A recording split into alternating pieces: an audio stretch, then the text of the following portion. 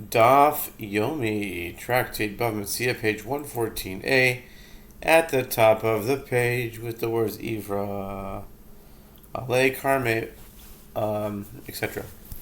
Indeed, the debtor's needs are cast upon him because it is stated, in connection with this same issue, of returning the collateral, and it shall be righteousness to you. Deuteronomy 24:13, which indicates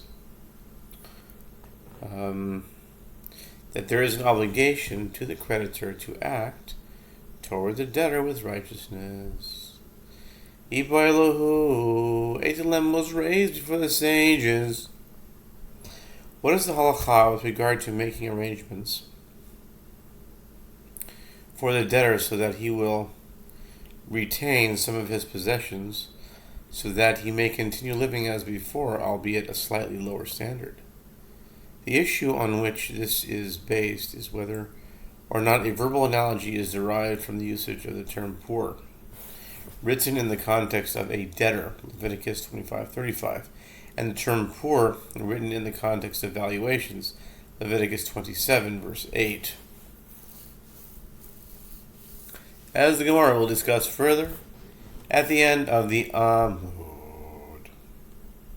The Gemara suggests, come and hear a proof. As Ravin sent a message in his letter from Eretz Yisrael, I asked all my teachers concerning this matter, but they did not tell me anything. But there was this question concerning a similar matter I heard them discuss, with regard to one who says, it is incumbent upon me to bring 100 dinars for the temple maintenance. What is the halakha as to whether they make arrangements for him? Although an arrangement is explicitly taught only with regard to a specific type of donation evaluations, is it applicable here as well?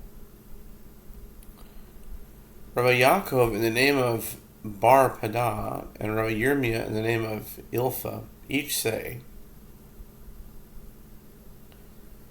it is an a fortiori inference from the halachot of a debtor, and if, for a debtor, to whom one returns his collateral, they do not make arrangements for the payment of his debt, then in the case of consecration, where they do not return his collateral, is it not logical that they should not make arrangements for the payment of his debt?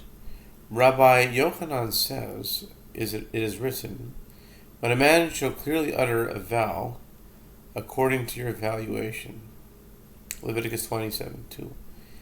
In this verse, all vows of consecrated property are juxtaposed to valuations, teaching that just as they make arrangements for the payment of a debt with regard to valuations, so too they make arrangements for the payment of a debt with regard to any vow of consecration. The Gemara asks, and what do the other sages, in other words, Rabbi Yaakov and Rabbi Yirmiyah, derive from this juxtaposition between vows and valuations? The Gemara replies, they maintain that this juxtaposition comes to teach the halakha that a vow of consecration is judged by its significance. If one stated in vow evaluation concerning a vital part of his body, for example, that he will donate the value of his heart, he is obligated to pay not only the value of that organ, but the valuation of his entire self. Consequently, the phrase a vow according to your valuation indicates that just as valuations are judged by their significance, so too consecrated property is judged by its significance. The Gemara asks, but they should make arrangements for a debtor based on an a fortiori inference from the halachot of valuations as follows. And if in the case of valuations, the halacha is that they do not return his collateral, and yet they do make arrangements for the payment of his debt, then with regard to a debtor, where the halacha is that one does return the collateral, is it not logical, all the more so, that they should make arrangements for the payment of his debt? The Gemara responds. The verse states, but if he is too poor for your valuation, and the priest shall value him according to the means of the one that vowed, shall the priest value him. Leviticus 27:8. The Torah emphasizes that this halacha is applicable only to he who makes a valuation, but not to a debtor. The Gemara asks, and according to the other opinion, which maintains that they do make arrangements for a debtor, how is the word he interpreted? The Gemara answers, this word teaches that the halacha does not apply unless he remains in his state of poverty from the beginning to the end. If he was rich at the outset or grew wealthy at some later stage, arrangements are not made for him. The Gemara asks an additional question. And once it is established that arrangements are not made for a debtor, they should return the collateral in the case of consecration based on an a priori inference from the halachot of a debtor. And if in the case of a debtor, where they do not make arrangements for him, the creditor nevertheless returns his collateral with regard to consecration, where they do make arrangements for the payment of his debt, is it not logical that they should return his collateral to him? The Gemara answers, the verse states with regard to a regular loan, you shall restore to him the collateral, and he will sleep in his garment, and he will bless you. Deuteronomy 24:13, excluding consecration, where is there no need for a blessing?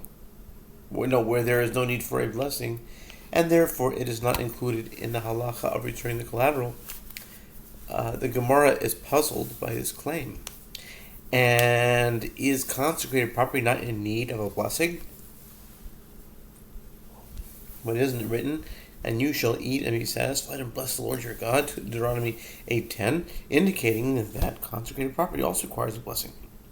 Rather, the reason is that the verse states with regard to the restoration of collateral, and it shall be righteousness, tzedakah, for you, Deuteronomy 24:13, which is referring to caring for one who requires charity, tzedakah, excluding consecrated property, which does not require charity. Ashkeche bar avu le'Eliyahu. Oh, here's the story. The Gemara relates that Rabba bar Avu found Elijah standing in a graveyard of Gentiles. Rabba bar Avu said to him, what is the halacha with regard to making arrangements for the debtor? Elijah said to him, a verbal analogy is derived from the usage of the term poor, written in the context of a debtor, and the term poor written in the context of valuations. With regard to valuations, it is written, but if he is too poor, mach, for your valuations, Leviticus 27:8. And with regard to creditor, is written, but if your brother be poor, Leviticus 25:35.